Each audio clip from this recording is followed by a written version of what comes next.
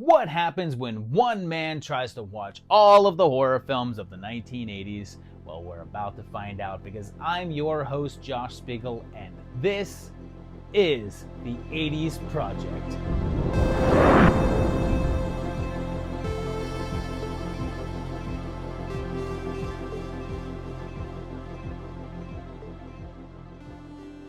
Welcome back to the 80s Project, and we're chugging along through 1983 now, and we're about halfway through the year and a little more than halfway through the episodes. There's going to be 9 episodes in total for this year. And I have to say, quality-wise, 83 has been more consistent than the prior years, even if there hasn't been any one film that stood out as being amazing, as there hasn't been any 5-star rankings from me yet. But let's see if this block can change that.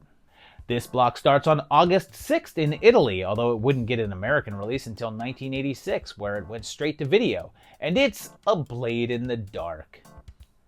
We opened with 3 little kids, and one of them is Bob. And I'm watching a subtitled version, so I guess they didn't give him a weird voice here.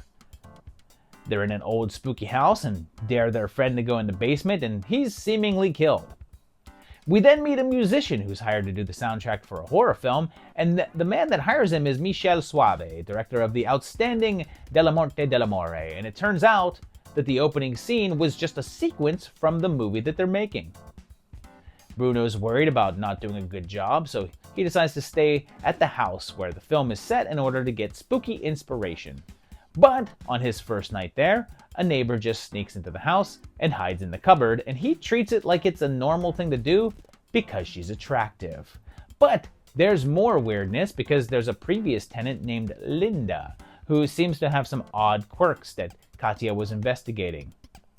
Someone's not too happy about that though and kills her.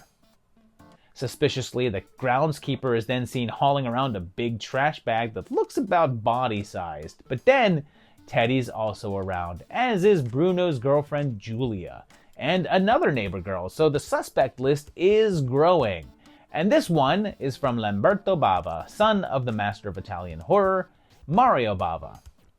Lamberto had followed in his father's directorial footsteps, and we've previously seen him on the project with Macabre back in 1980. This had a bizarre backstory since it was originally commissioned as a television series. It was filmed with the intention of having it air in 4 segments of 30 minutes each, with a murder at the ending of each segment. For instance, Katya's death would have rounded out the first episode, and the pool scene capping off the second. It was all shot on location in an actual Italian villa, and Bava stated that he frequently clashed with the screenwriters over the direction of the film. But the real problems arose when the film was finished, since the Italian censors declared it too violent for television, and wouldn't air it without removing the gorier moments. Instead of doing that, the producers chose to recut the film to be a feature and do a theatrical run, which seemed to be a good choice since this was fairly successful. And I enjoy this. I'm giving it 3.5 out of 5 tapes, and it's got all the giallo stuff happening that I want to see. Although I'll admit that the plotline is a bit derivative and easy to figure out if you've ever seen Psycho. Its horror cultural significance is a 2 since it got a bit of play in Italy and did have Bava attached, but this one never really reached that level of attention that it could have with his name on it. Should you watch it? Sure, particularly if you're a giallo fan. Down there? Yeah. The ball, go get it. Female, you're a girl if you don't get the ball. Female, you are a female, you are a female, you are a female, you are a female. So this next one doesn't have a known release date, although it is known to have run at some point in 83, and it's Beasts. We're up in some snowy area, and a man is attacked by a bear, and this dude is just going to town, and this fella must be crazy well trained, and I tried to look up to see if this was Bart the bear, but there was no information about it. We then have Doug flying in to visit an old friend in Cindy, and when they cast this guy and sent him the wardrobe and hair and makeup, were they just like, hey, Clark Kent this bitch up? They had a previous relationship and are going on a big hiking trip together and set out the next morning, making a quick stop at the house of a hunter friend. Doug is a writer and wants to do this big hike as research, and while they're out, they reminisce about old times. Eventually, they find a bear cave, but also bump into some creepy hunters. Things go smoothly until that big bear catches their scent. And I love this shot because I think it's insinuating that the bear is behind the rock and spying on them, like peeking his head out. But he lets them go for the night as they shack up in a cabin, but instead he turns his attention to a Boy Scout troop and eats their scoutmaster. But then things start to take a turn as they know about the bear and hunker down, but those hunters just force themselves into the cabin and take them hostage. So who are the beasts here? And this really feels like a TV movie, but apparently is not, and was instead a Canadian theatrical piece that was directed by Don Hawkes. This was his first feature film, and he only directed 2 movies, but he started off as an actor. In 1939, yes, he's listed as basically being an extra in the classic Stagecoach, The Grapes of Wrath, and The Sands of Iwo Jima, and then took a 30-plus year break from film until the 80s. He only did the 2 films, produced another in 1988, but he's apparently still kicking and is listed as being the last living cast member of The Sands of Iwo Jima. There's not really a lot of information about this one, to the point that IMDb only lists 3 of the cast members, and one of them is listed twice, and no crew is credited except for Hawkes as the director and producer, and one other guy as the title animator. There's no budget listed, release date, or box office info, so it's about as close to a total mystery that I can bear. And it's not all that great. It's a 1.5. The bear scenes are pretty fun, but they're too few and far between, with the human stuff just being tedious. Its HCS is a 1, since no one has heard of this and knows it exists, including presumably some of the people involved in making it. Should you watch it? Probably not, unless you like people falling off of cliffs, because this movie has several of those, and they're pretty funny.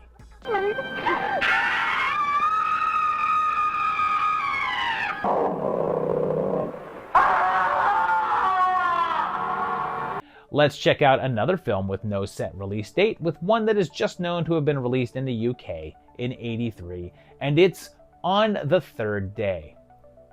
Here, a couple comes home one day and immediately notice that something is off in their house, and come to the conclusion that they've been burgled. And I just want to say right now how much I love the word burgled.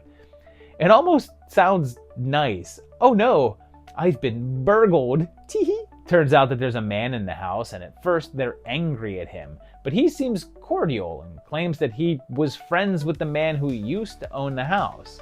And then they just believe him. And Douglas is like, oh hey, I have to go pick up my daughter, so I'm just gonna go do that and leave my wife here alone with the man that we've never met who also broke into our house. Douglas may be the dumbest character in all of horror. He seems to know quite a bit about them, including some family secrets, and then just sort of integrates himself into their life, but also seems to be playing some sort of horrible game with them, at times pulling out a gun and saying it's a prank, and then seducing their daughter. And you may be wondering what the title is in reference to, as there's a point where they're in a church service and the vicar is talking about Jesus rising after 3 days, with a portion of the events taking place over the Easter weekend. And it does sort of tie into the overall theme of the film. And it was both written and directed by Stanley O'Toole, and it was the only film he would do either of those jobs on. However, he was far more involved in the industry as a producer, and led up some big-name films like The Boys from Brazil, Outland, and Enemy Mine.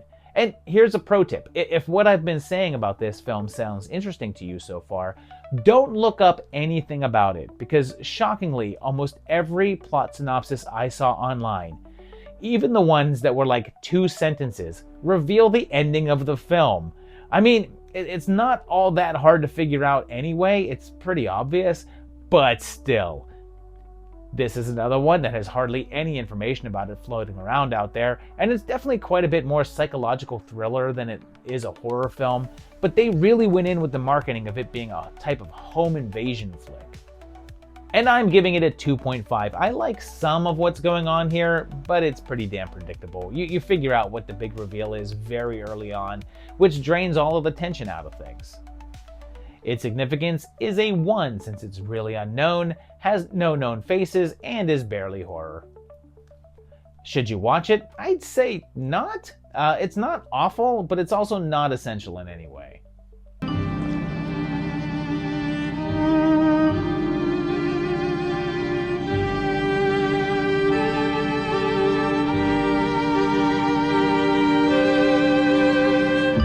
This next one is curious because it shows up on several sites as being from 1980, and there's no release information from it except to say that it was put out on video in West Germany sometime in '83, so it goes here, and it's Cataclysm, otherwise known as The Nightmare Never Ends.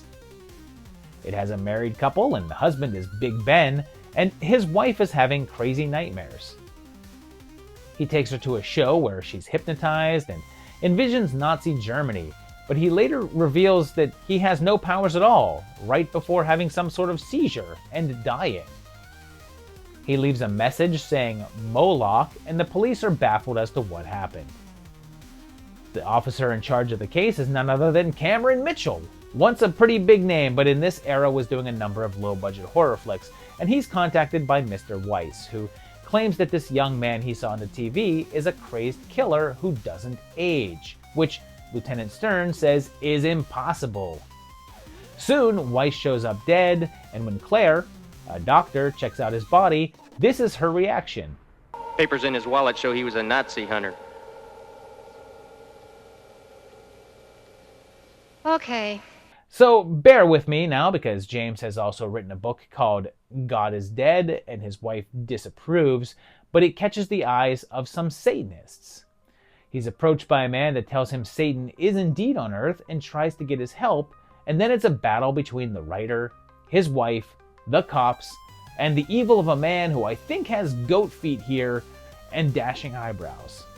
Like, this man is what they referred to a few short meme cycles ago as on fleek.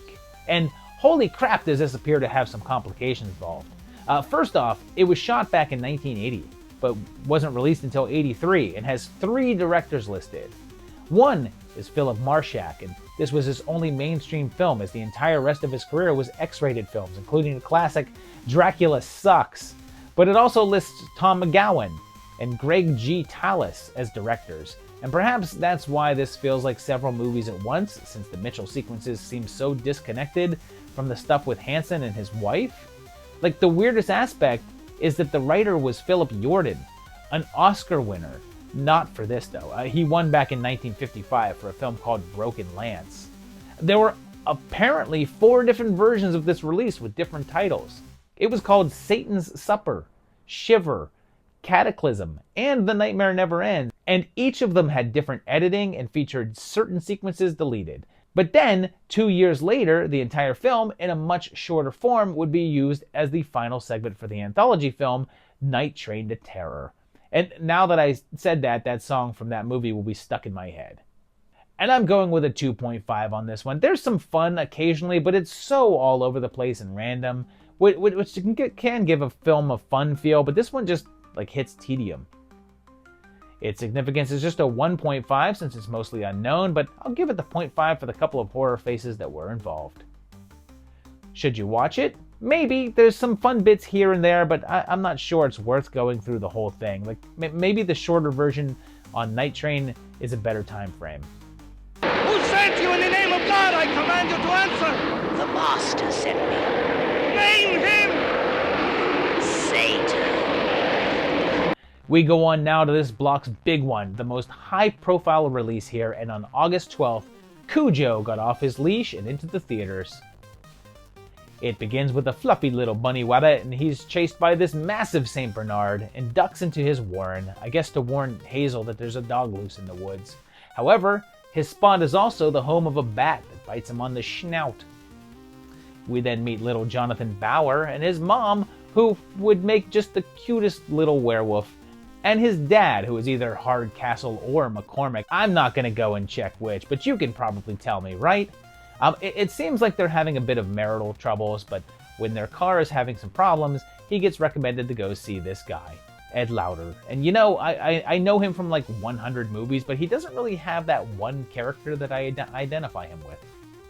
But it seems like there's more to that bite on Cujo's nose than it seems, and oh yeah, Donna is sleeping with family friend Steve, who is coincidentally also her husband in The Howling, and oh yeah, also her husband in real life. Vic finds out about the affair, but has to head off on a business trip, but Cujo has gone rabid and almost attacks Terry's little brother. He does end up killing another guy though, and when it's up to Donna and Tad to take the car up to get repaired, they're beset upon by the big old foamy pupper. But when their car won't start, they're stuck inside while the big fella tries to get in, and it becomes a race against time since they have no food and no water and no help on the way. And I think most know that this is an adaptation of the Stephen King novel from 1981. And this was an era of King movies, as it seemed like every one of his works would get optioned for the big screen, and we've already covered a few right here. Originally, it was meant to be directed by Peter Medak, the man who gave us the amazing The Changeling, and he shot on the film for 2 days, but was then fired by the producer Dan Blatt due to that age-old reason, creative differences. They then hired King's original suggestion, Louis Teague, on the strength of Alligator, and he stepped in under short notice to take over. If, while watching this, you get concerned about the filming process and whether the dogs were okay while they were doing it, you'll be happy to know that the animal trainers would have to actually strap the dogs' tails to their legs because they were so happy and wagging them in the middle of shots when they were meant to be in savage mode.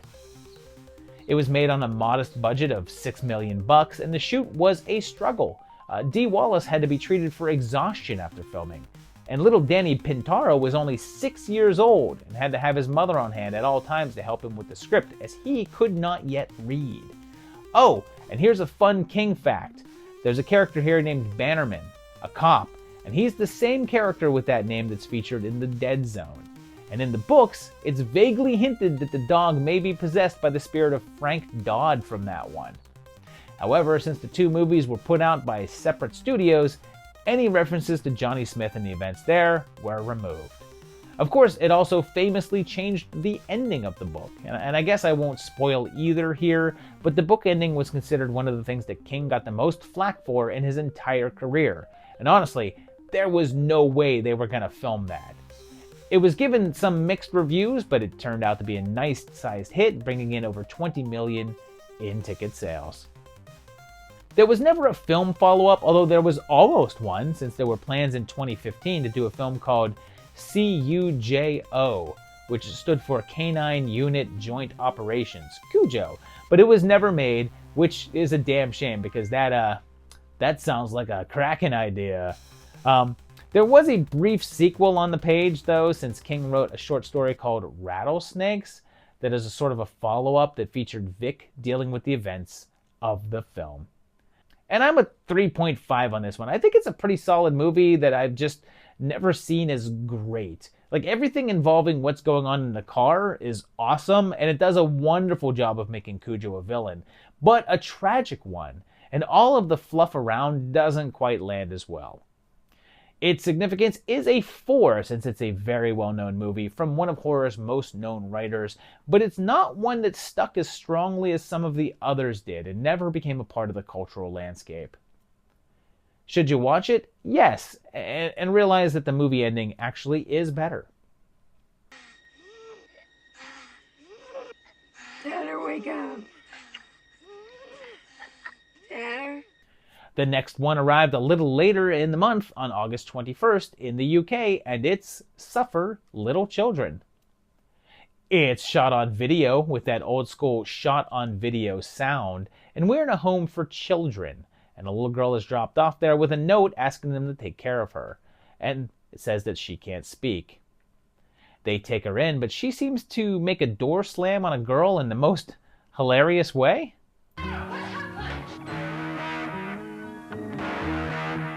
The kids get all riled up when a couple of hunky boys show up, and they're members of a pop band working with the home as a charity project. And it turns out that this guy used to be at the home.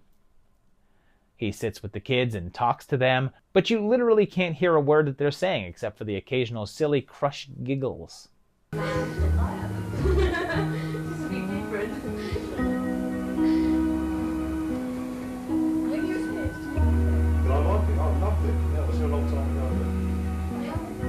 Elizabeth doesn't seem all that interested, though, until he gives her his cross necklace. That night, she uses some sort of mind bullets to give the other girls nightmares about zombies, but then they cuddle up to her, and the zombies decide to picnic instead? Oh, okay.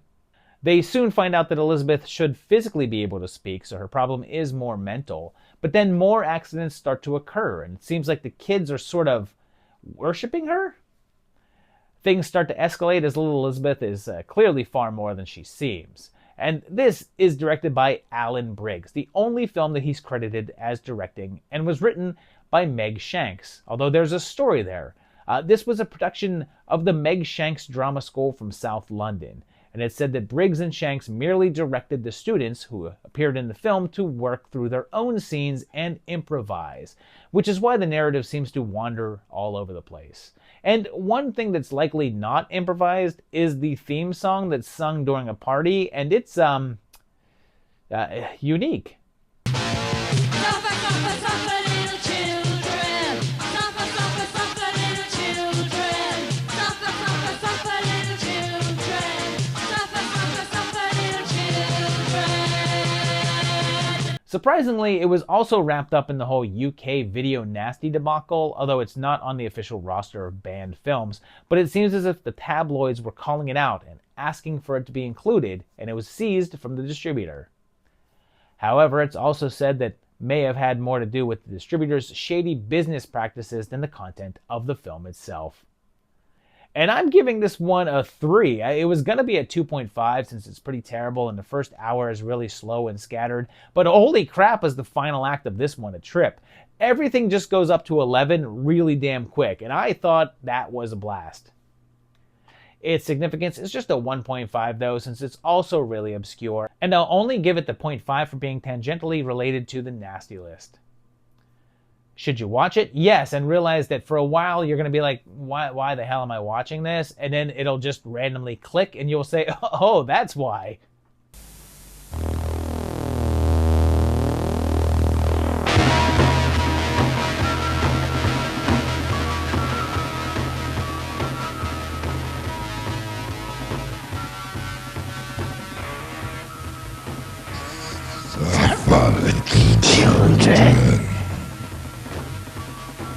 Alright, buckle up for this weirdness, since on August 24th, we get one of the more notorious for all the wrong reasons films for the era, and it's Boogeyman 2, or Revenge of the Boogeyman. You know that it's a high-quality production because the opening titles are literally red poster paint on whiteboard. At several points, you can even see a hand holding the boards. We're in Hollywood and they're doing a film shoot when Lacey comes in, a returning character from the first Boogeyman film from 1980, and she's once again played by Suzanne Love, who we saw earlier this year in Olivia. The director is a guy named Mickey, and he's played by the director of the first Boogeyman film, and this one, and it's Uli Lommel.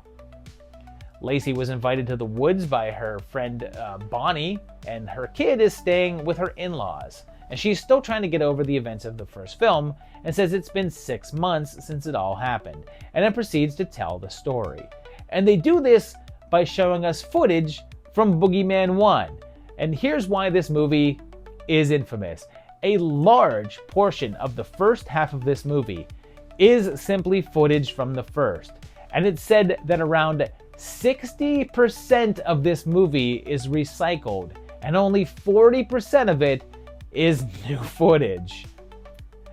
In the new footage, the butler working at the film shoot finds a tiny piece of the cursed mirror and goes on the prowl. And that night, there's a party at the house with an assortment of Hollywood wannabes.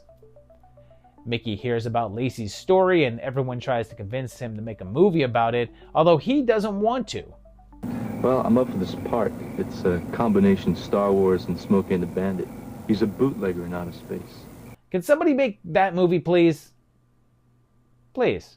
The killer then goes on the most bizarre rampage that you're going to see, with shaving cream and car antics and just silliness. So what happened here? Well, after The Boogeyman was a big success, Paramount wanted to make a sequel to it and asked Lommel to do it and offered a bigger budget. But he didn't want to make a studio film. Like, the first one was shot independently and distributed by them, and he wanted to do a second one the same way. But ultimately, he didn't even want to make a second one since he thought that sequels were a sellout. But he got money from a group of investors to do one outside of the studio, and they wanted a part 2. And he said he would make the film as long as he could make anything that he wanted and call it Boogeyman 2. And they said okay. So he did this, 40% of a new movie, with as much repeated footage as he could get away with.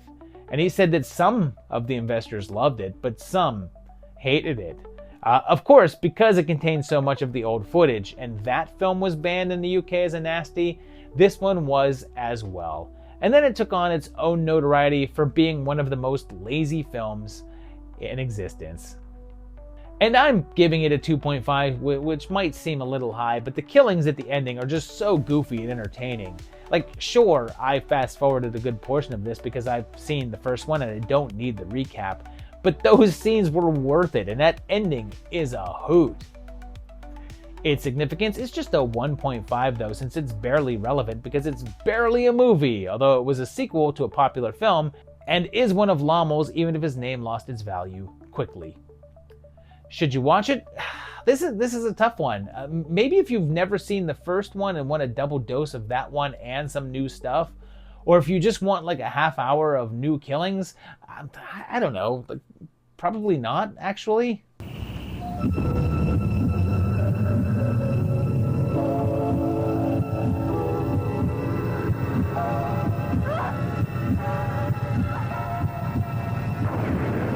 This next one has been one of the harder ones to track down, and it's a film that debuted in Canada at the Montreal World Film Festival on August 25th, and it's The Returning, also called The Witch Doctor. We're set at the Bureau of Indian Affairs, and a family takes a trip out to the desert in a good old family truckster, and they go camping, but there's also natives out there with glowing rocks. They go back home and things are immediately weird when Dad is having odd visions, and they have native paraphernalia like literally everywhere. Seems that while they were on the trip, Dad took some sort of odd rock that they found, and now he's seeing things and starts having breakdowns in the middle of the night. But then there's also another man, Al, who seems to also be affected and having similar hallucinations. Things take a turn when little Jason is run over by a truck and killed, and everything seems tied to those damn stones as both men slip further and further into madness, with John actually acting like young Jason. Things then escalate, and when I say that, I realize that it makes it sound like things happen fast, so I guess I should restate it that say that things move in a gradually upward fashion, since nothing in this movie happens fast. And this is directed by Joel Bender and was his second film, with the first film being a sex comedy from 1979 called Gas Pump Girls. He wouldn't make another one until 1989 with The Immortalizer, which is a much crazier and bizarre film that I kind of can't wait to talk about. There's really not much information out there about this one and very little details about the making of it, but there is an interesting tidbit that seems to be directly from the film's producers on IMDb as a review. It seems that the version that is circulating out there, although not much since it was damn hard to find, is a stolen copy. The message states that it's not a real release or the final product from 1983. It says that somehow, some character or entity got a hold of a tape of The Returning and began to illegally peddle it. I should point out that that entity in this case doesn't mean ghost or whatnot, it's just a legal term, which makes the whole thing a lot less fun than if ghosts were committing copyright infringement. But it says that in order to cover up their legal activity, they changed the title to The Witch Doctor. But the producers were in the process of getting the actual version out there and apologizes to anyone who paid to see the inferior product. And I'm just giving this a 1.5, but maybe I need to see the official release because this version is just too slow, with no real meat on the bones. There's some fun, wacky performances, but they just don't save much of anything. Its significance is just a 1, since this is a completely unknown film with very little in terms of name value and no impact at all. Should you watch it? Nah, the returning could have stayed away in the first place. Why don't we go to bed now? Get a good job. From our road.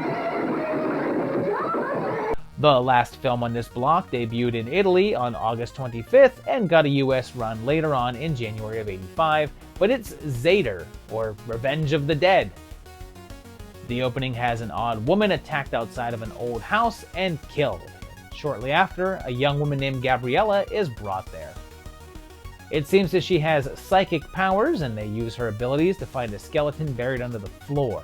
And I love that they're like, well, this is all we have to go with in order to find out who she was, and it's not much, and it's literally his wallet with an ID inside, so yeah, dude, it is much. The guy's name was Zeder, and they say he found something called a K-zone. We then meet a young couple in Stefano and Alessandra, and he's a writer who gets a new typewriter from a pawn shop, and when he opens up the old ribbon, there's writing on it. And guess what he does? Yep, he reads it out loud, like a dummy. Turns out that the writings are those of Mr. Zeder, and talking about what K-zones are, and they're places where there is no death, and if you're buried there, you can return from the dead.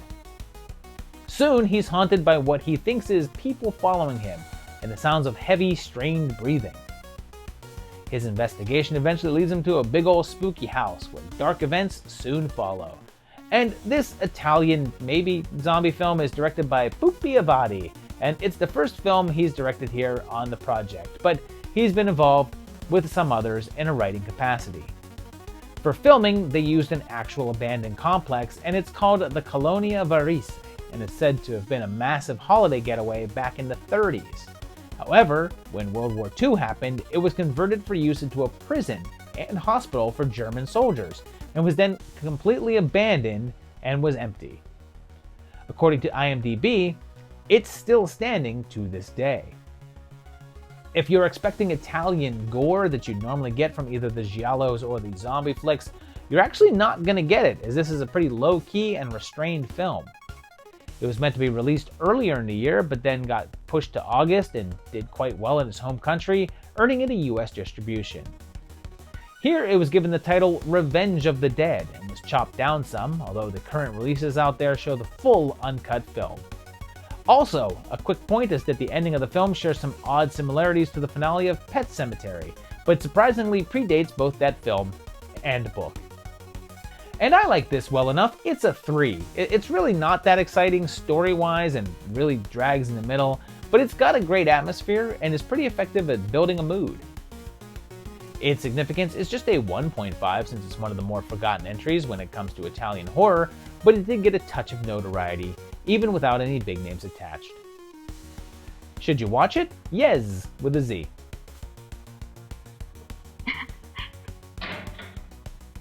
Lui. Non è orrendo. So there you have it, getting further into 1983 now. Chugging along here, we're now more than halfway through our entries for the year. And out of this block was a little bit more amateur than normal, less big releases. But my favorite of the block was probably Cujo, even though I don't even think Cujo was that fantastic. There was a lot of kind of decent movies in this block, but not a lot of really good ones. But let me know which of these was your favorite, or which of these you've seen or haven't seen, or which of these you'd now like to see. Also, if you like the video, hit like. If you like the channel, subscribe to it. And also, check out my Patreon page at patreon.com/movietimelines, and you can help support the channel. And yeah, like I said, we're more than halfway through 1983, and we're going to keep on plugging along to get to the ending of 83 right here on the 80s Project.